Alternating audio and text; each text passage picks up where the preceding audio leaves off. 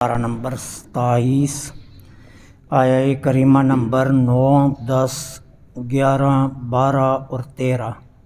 نحمدہ ونصلی ونسلم علی رسولہ الکریم، اما بعد، فاعوذ باللہ من الشیطان الرجیم، بسم اللہ الرحمن الرحیم۔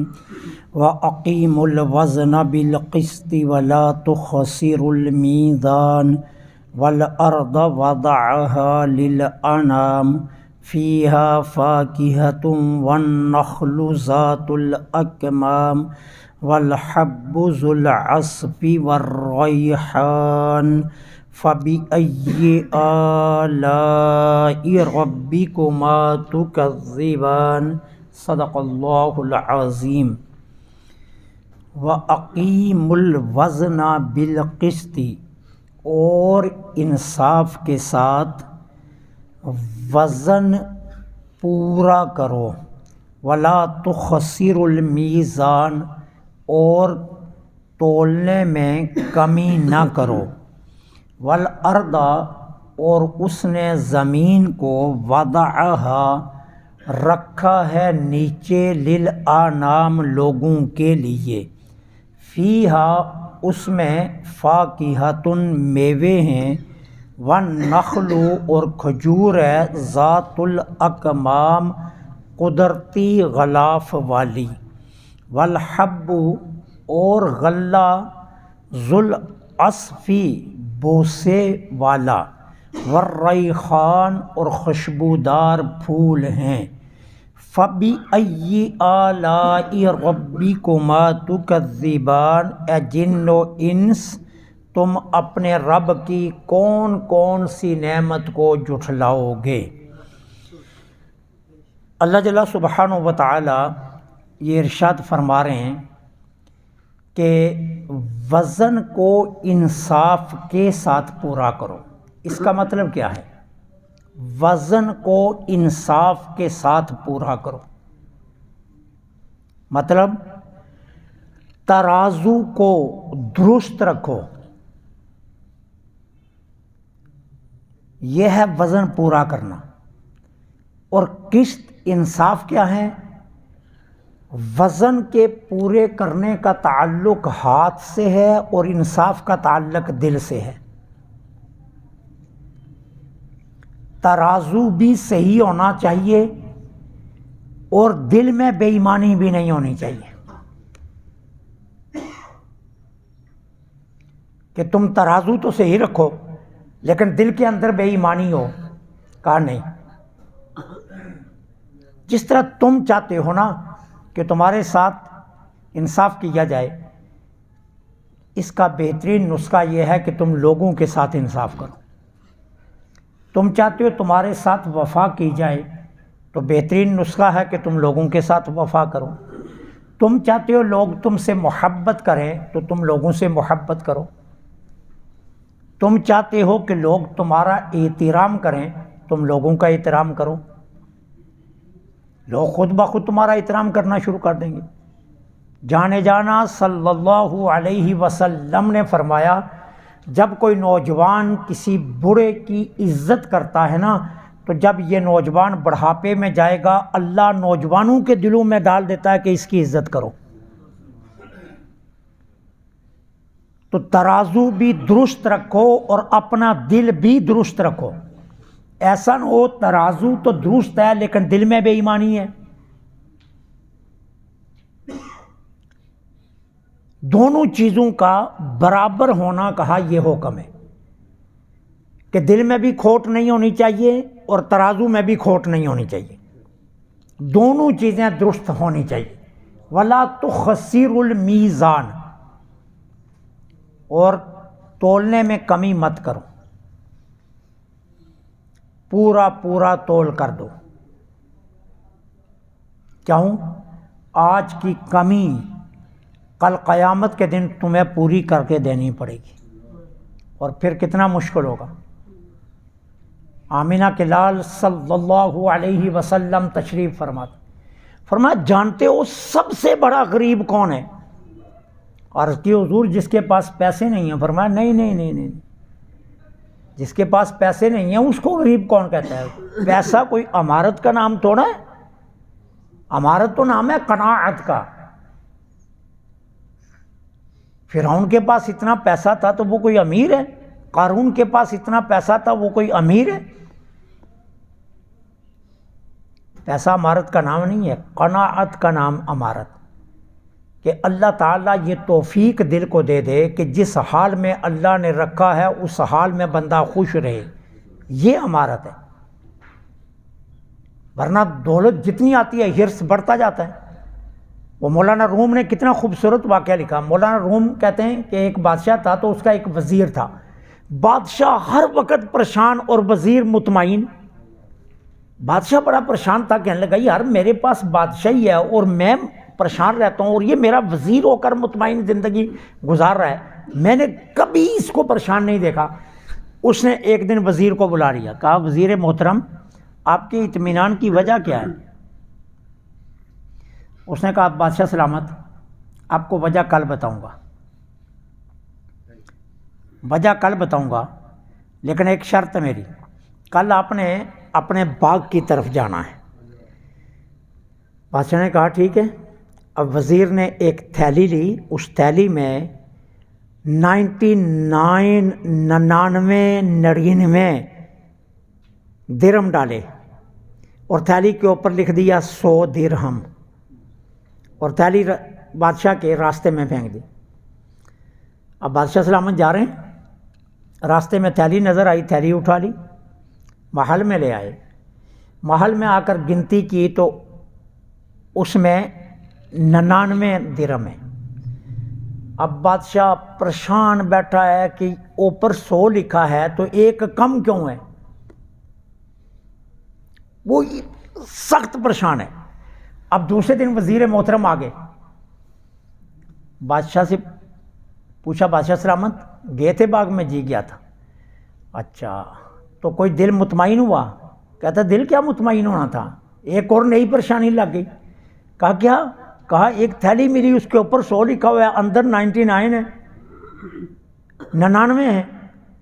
وزیر نے کہا بادشاہ سلامت یہی تو پریشانی ہے جو آپ کی جان نہیں چھوڑ رہی، جو ملا ہے اس پر شکر ادا نہیں کرتے اور جو نہیں ملا اس کی جستجو میں لگے ہو، تو پھر آپ مطمئن کیسے ہو سکتے ہو؟ میں اس لیے مطمئن ہوں کہ رب نے جتنا دیا میں اس پر خوش ہوں۔ میں کہتا ہوں مالک جہاں تو نے مجھے رکھا ہے یہیں تیری مرضی ہے تو میں مطمئن ہوں۔ اب آپ کی پرابلم یہ ہے کہ آپ نے 99 ملنے پر شکر ادا نہیں کیا، ایک کی پریشانی لے کر بیٹھے ہیں۔ وہ جو 99 ملے اس کا شکر نہیں ادا کر رہے آپ، وہ تو مفت میں آپ کو ملے۔ تو ہر بندے کا حال یہی ہے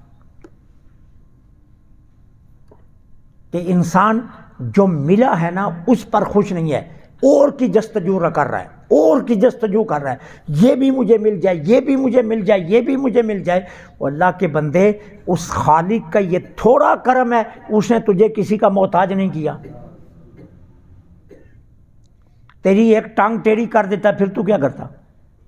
تیرا ایک بازو شل کر دیتا پھر تو کیا کرتا؟ تجھے نابینا پیدا کر دیتا تو ٹھوکریں کھاتا پھرتا۔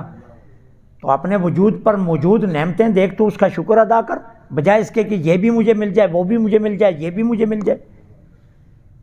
جو ملا ہے اس پر شکر ادا کرو، اصل امارت یہ ہے، اس کا نام امارت ہے۔ تو کہا سب سے بڑا غریب کون ہوگا؟ میرے آقا نے فرمایا قیامت کے دن سب سے بڑا غریب وہ ہوگا کہ جس نے لوگوں کے ساتھ زیادتیاں کی ہوں گی، کسی کو کم تول کر دیا ہوگا، کسی کو کم ناپ کر دیا ہوگا۔ اب اللہ تعالیٰ ان کو بلائے گا اور کہے گا جس کو کپڑا کم دیا تھا پورا کر، جس کو تو نے دالیں کم دی تھی، چاول کم دیے تھے، پورے کر۔ اب وہاں نہ دالیں ہوں گی نہ چاول ہوں گے۔ وہ کہے گا مالک میرے پاس تو ان میں سے کوئی چیز نہیں ہے، تو اللہ فرمائے گا اس کی نیکیاں ان کو دے دو۔ کرتے کرتے میرے آقا فرماتے ہیں اس کے پاس ایک نیکی بھی نہیں بچے گی، لیکن لینے والے لوگ کھڑے ہوں گے۔ اب اللہ کیا فرمائے گا؟ اس کے پاس تو نیکی ہے کوئی نہیں، اب دے گا کیا؟ یوں کرو ان کے گناہ اس کے کھاتے میں ڈالو۔ میرے آقا فرماتے ہیں یہ سب سے بڑا غریب ہوگا قیامت کے، اور یہ غریب کیسے بنے گا؟ دنیا میں جو کیا اس کی وجہ سے غریب بنے گا۔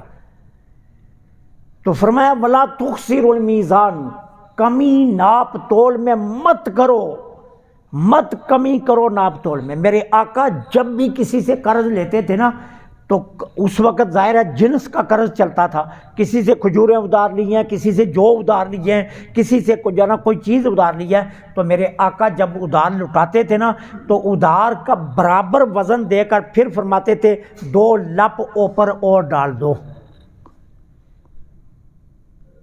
ایک آدمی آیا، اس نے سرکار سے قرض لینا تھا، آ کر اس نے انتہائی یہودی تھا، بدتمیزی سے بولا۔ حضرت عمر پاس بیٹھے تھے، تلوار نکالی، اس کی جرت میرے آقا سے بدتمیزی کرے میرے ہوتے ہوئے۔ میرے آقا نے فرمایا عمر کیا ہو گیا تجھے؟ اس کا قرض دینا ہے، وہ اپنے قرض کا مطالبہ کر رہا ہے، وہ ٹھیک کر رہا ہے، کوئی غلط کر رہا ہے، اس کا قرض ادا کرو، غصے میں کیوں آتے ہو؟ قرض دو اس کا۔ اب اندر گئے، کھجوریں لے آئے، جتنا وزن تھا وہ دے دیں۔ فرمایا اب عمر اوپر بھی دو۔ حضور یہ تو بدتمیز ہے، اس کو بھی اوپر دوں؟ فرمایا یہی تو فرق بتانا ہے، اس میں اور ہم میں یہ فرق ہے۔ ولا تخسر المیزان، ناپ تول میں کمی مت کرو۔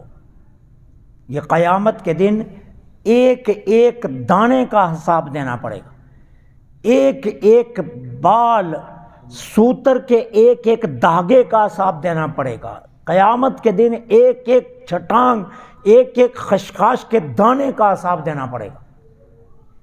ولا تخسر المیزان والارض وضعها، فرمایا دیکھو میری نعمتیں کتنی ہیں، میں نے زمین کو نیچے بچھایا، للانام لوگوں کے لیے۔ پانی پر چلنا پڑتا تو کتنا مشکل تھا، پانی میں رہ رہ کر تمہارے پاؤں گل جاتے۔ اگر میں ساری زمین پتھر کی طرح بنا دیتا تو تمہارے لیے چلنا دشوار تھا، زندگی گزارنا مشکل تھی۔ والارض وضعها، زمین کو رکھا نیچے، للانام لوگوں کے لیے، اور آنام میں جن و انس سبھی آتے ہیں، ہر ذی روح، ہر جاندار چیز جو زمین پر چلتی ہے آنام کے اندر وہ سب آ گئے، سب کے لیے۔ اب دیکھو اس کا کرم، دیکھو کبھی سوچا کرو، کائنات کا مطالعہ کیا کرو، اللہ نے یہ کائنات ایک کتاب بنائی ہے۔ ہم نے مردہ دفنانا ہو، ٹھیک ہے، تو ہم گینتی بیلچا لیتے ہیں، زمین کو کھودنے لگتے ہیں، زمین وہ آگے سے ہمارے منہ کی طرف گینتی آتی ہے، اتنی سخت ہوتی ہے۔ لیکن قربان جاؤں میرے اب اللہ کی شان پر، آہا، انسان تو کس کس نعمت کو جھٹلائے گا۔ چمٹی کتنی کمزور ہے، کتنی آرام سے زمین کھود کر اندر اپنا سوراخ بنا لیتی ہے۔ وہی زمین ہے جہاں انسان کو ہم دفناتے ہیں، ساتھ چمٹی نے اپنا گھر بنایا ہوتا ہے۔ کتنی کمزور ہے، اس کے پاس بیلچا گینتی نہیں ہے، مالک نے اس کو کتنی ہمت دی ہے، اسی زمین میں کھود کر اپنا سوراخ بنا کر اندر گھر بنایا ہوتا ہے۔ صدقے جاؤں میرے اللہ پر، للانام، زمین کو نیچے بچھایا ساری زیرو مخلوق کے لیے، اور ہر مخلوق کے لیے اس کے مطابق، اس کی ہمت و طاقت کے مطابق اسے قوت دی ہے تاکہ وہ آسانی سے اپنی زندگی گزار سکے۔ چمٹی کو اتنی ہمت دے دی، وہ زمین کھود لیتی ہے۔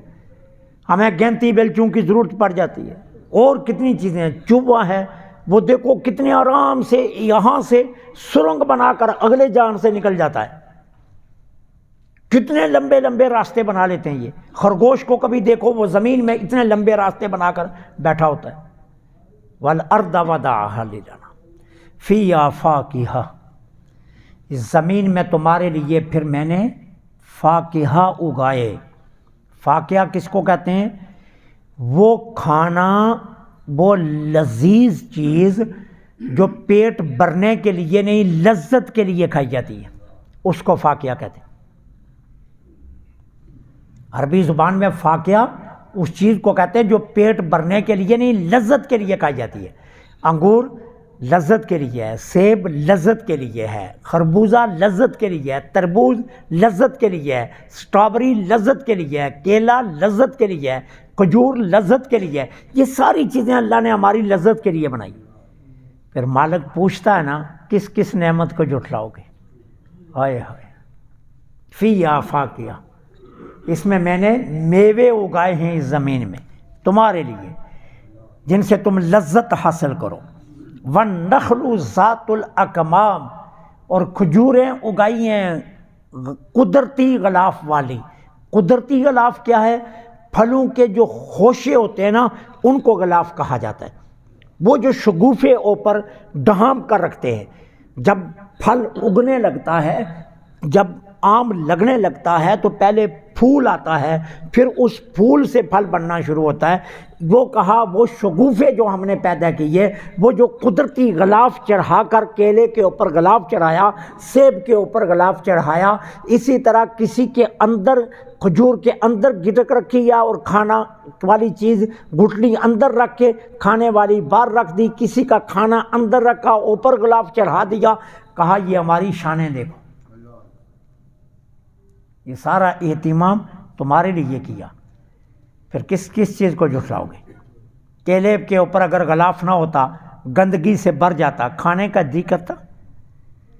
سیب تو دھویا جا سکتا ہے، کیلا کیسے دھوتے آپ؟ تو کتنا مشکل تھا۔ تربوز اندر سے کتنا نازک ہے، اس میں پانی ہے، مالک نے کتنا موٹا چھلکا اوپر چڑھا دیا تاکہ پانی ضائع نہ ہو اور یہ آرام سے کھا سکے۔ گری کے اندر پانی ہوتا ہے، کچی گری میں مالک نے دیکھو کتنا مضبوط خول چڑھایا کہ وہ اگر اوپر سے گرے بھی تو ٹوٹتا نہیں ہے، تاکہ وہ پانی افادیت والا ہے تو میرے بندوں کے لیے وہ پانی محفوظ رہے۔ یارو جتنا رب، اتنا مہربان رب، اتنا مہربان اپنے بندوں کے لیے، اتنے اہتمام، پھر بتاؤ وہ سجدے کے لائق ہے یا نہیں ہے؟ وہ شکر کے لائق ہے یا نہیں ہے؟ سوچو تو صحیح نا اس نے کتنے اہتمام کیے۔ ہماری خاطر کیلے کے اوپر غلاف چڑھا دیا، ہماری خاطر گری کچی کے اندر محفوظ پانی کے لیے مضبوط جلد چڑھا دی، تربوز کے اوپر مضبوط جلد چڑھا دی، خربوزے کے اوپر مضبوط جلد، ککڑی کے اوپر مضبوط جلد چڑھا دی، تاکہ میرے بندوں کے افادیت کی چیزیں ضائع نہ ہوں اور میرا بندہ ذائقہ لے سکے اور ذائقہ لے کر سر جھکائے اور میرا شکر ادا کرے کہ مالک تو اتنا مہربان اور میں نافرمان۔ فیہا فاکہہ والنخل ذات الاکمام والحب، حب کس کو کہتے ہیں؟ غلے کو۔ کیا ہے؟ مکئی ہے، گندم ہے، جو ہے، چاول ہے، یہ سب حب کے لفظ میں شامل ہے۔ فرمایا پھر دیکھو تمہارے لیے غلہ بنایا، اور غلہ کیسا؟ ذوالعصف، بوسے والا، وہ جو اوپر چھلکا ہے مکئی کے اوپر، مکئی کی جو چھلی ہوتی ہے اس کے اوپر دیکھو کس طرح غلاف چڑھایا، پھر گندم کے دانے کو سٹوں میں کیسے محفوظ کیا، جو کے دانوں کو کیسے محفوظ کیا، چاول کو کیسے محفوظ کیا۔ کہا یہ بوسا جو اوپر میں نے چڑھایا، اس بوسے کے اندر تمہارے لیے جو میں نے غلہ اگایا، اب اس کو دیکھ کر دیکھو اپنے رب کا کیسے کیسے شکر ادا کرو۔ والحب ذو العصف والریحان، اور پھر اسی زمین میں تمہاری لذت کے لیے، تمہارے دماغ کو مسحور کرنے کے لیے، تمہاری طبیعت میں حشاشیت بشاشیت لانے کے لیے، تمہیں خوشنما منظر دکھانے کے لیے خوشبودار پھول اگائے ہیں۔ کہیں موتی ہے، رات کی رانی جب رات مہکتی ہے تو پھر ماحول کتنا مسحور کن ہوتا ہے۔ جب چنبیلی صبح سویرے اس کی کلیاں پھوٹتی ہیں، پاس گزرنے والا انسان کتنا مسحور ہوتا ہے۔ گلاب کا پھول توڑ کر جب ناک کے قریب لگایا جائے تو قدرت کس قدر طبیعت میں حشاشیت پیدا کرتی ہے۔ اس طرح ہم نے کتنے خوشبودار پھول ہیں جو تمہارے لیے اگائے کہ دیکھنے میں منظر اچھا لگے اور سونگھو تو تمہارا دماغ مسحور ہو جائے اور طبیعت میں حشاشیت پیدا ہو۔ اب اتنی نعمتوں کے بعد فرمایا فَبِأَيِّ آلَاءِ رَبِّكُمَا تُكَذِّبَانِ، اے جن و انس اپنے رب کی کون کون سی نعمت کو جھٹلاؤ، کون کون سی نعمت کو جھٹلاؤ گے؟ اے جنو انس، اللہ سے دعا ہے